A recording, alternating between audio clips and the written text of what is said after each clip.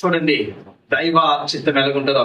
వాళ్ళు చిరాకు పడలేదు, వాళ్ళు ఆలోచించుకున్నారు. ఏం ఆలోచించుకున్నారండి?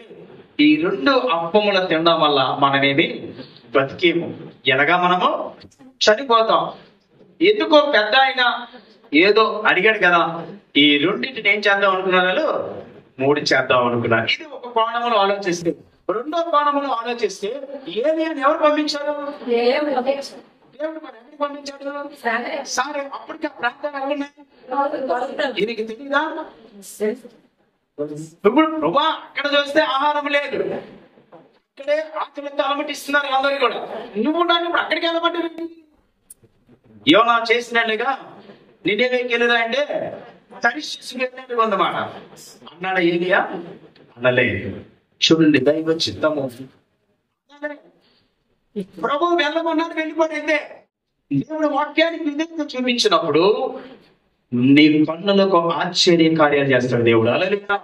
అది మన కన్నులకు కనబడదు, చెవికి వినబడదు, గోచరించదు. అనుకున్నారా? చనిపోదాం అనుకున్నారా? 2 అప్పాలు తినేసి నూనె అయిపోవట్లేదంట. నూనె అయిపోవట్లే, సిద్ధులో పిండి అయిపోవట్లే. ఎందుకు తెలుసా? దైవ చిత్తానికి మనము, అంతేగాని మనకు నాకు నచ్చిందండి, నాకు నచ్చినట్టు నేను చేస్తాను, నాకు ఇలాగ అనిపిస్తుంది, ఇలాగ అనుకుంటుంది అనుకుంటే నువ్వు దైవ చిత్తాన్ని ఎప్పుడు నెరవేర్చలేవు. చూడండి వాక్యం చెప్తుంది, యోహాను సువార్త 5వ అధ్యాయం 30వ వచనాన్ని చదువుకుందాం. నా అంతటి నేను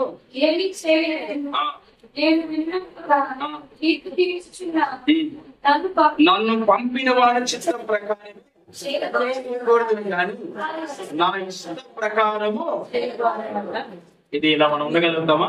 ఇది చాలా కష్టమైన పని. ఇలా మనం చేయగలుగుతామా? ఇది చాలా కష్టం కదా. నాకు ఇలాగ అనిపిస్తుంది, నేను ఇలా చేస్తానంటాను, నేను ఇలాగే ఉంటాను. ముందు ఎవడుంటాడు? దేవుడు ఆశీర్వాదం ఎప్పుడు నీకు రాదు, దేవుడి దీవెన ఎప్పుడు నీ మీదకి రాదు. దేవుడికి వాక్యానికి విధేయత చూపించాలి. పిల్లలారా, మీ తల్లిదండ్రులకు మీరు విధేయులే.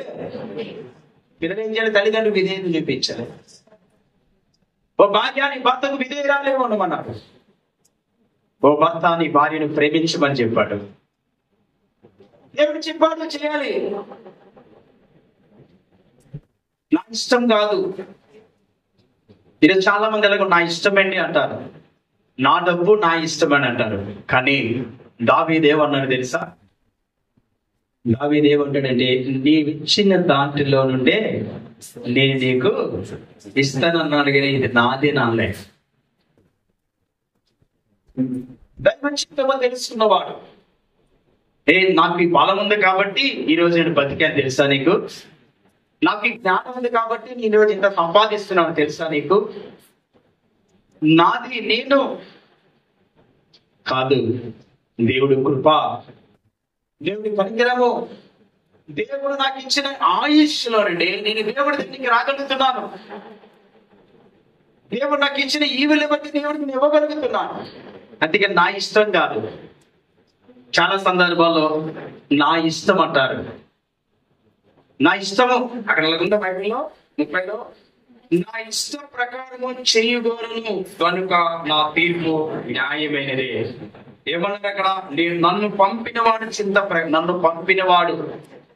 దేవుడు ఏ విధంగా అయితే ఆయన దేవుడికి విధేయత చూపిస్తున్నాడు కుమారుడు, మనము కూడా చూడండి, యేసయ్య తండ్రికి ఎలాగైతే విధేయత చూపిస్తున్నాడో మనం కూడా తండ్రికి విధేయత చూపించడం కోరుకుంటాం. మీకు అర్థమైందా? యేసయ్య తండ్రికి విధేయత చూపిస్తున్నాడు. ఇప్పుడు యేసయ్య మన దగ్గర నుంచి ఏం కోరుకున్నాడు? మనము కూడా ఆయనకి విధేయత చూపించడం కోరుకుంటాడు. ఎవరికి? తండ్రికి. ఎవరికి విధేయత చూపిస్తున్నారు? తండ్రికి. ఎవరికి విధేయత చూపిస్తాడు? తండ్రికి. ఇప్పుడు మనకి తండ్రి ఎవరు? ఇప్పుడు మనం ఎవరికి విధేయత చూపించాలి? ఇప్పుడు ఎవరి మాట వినాలి? మన మాట మనము అలాగుండే అందరూ ఏమి లేదు. నీ మాట వినట్లేదా? మన మాట కదా నెరవేరుతుంది, మన ఇష్టమే కదా నెరవేరుతుంది. మనం ఆత్మీయంగా ఎదగాలంటే కొన్ని మార్పులు చేసుకోవాలి. మనం ఆత్మీయంగా ఎదగాలంటే మార్పులు చేసుకోవాలి. నా ఇష్టం కాదు. మనకి కొన్ని కష్టం, నాకు ఎన్నో కష్టాలు ఉన్నాయి, నాకు ఎన్నో బాధలు ఉన్నాయి. మీకున్నా మీకు లేవా? ఉన్నాయా లేవా? అందరికీ ఉన్నాయి. అనేకమైన కోణాల్లో మనకి సమస్యలు ఉంటాయి, మనకి ఇబ్బందులు ఉంటాయి. కానీ ఆ ఇబ్బందుల్లో, కష్టాల్లో మనం నిలబడగలుగుతామని దేవుడు చూస్తాడు. మనం నిలబడతామా? నిలబడము.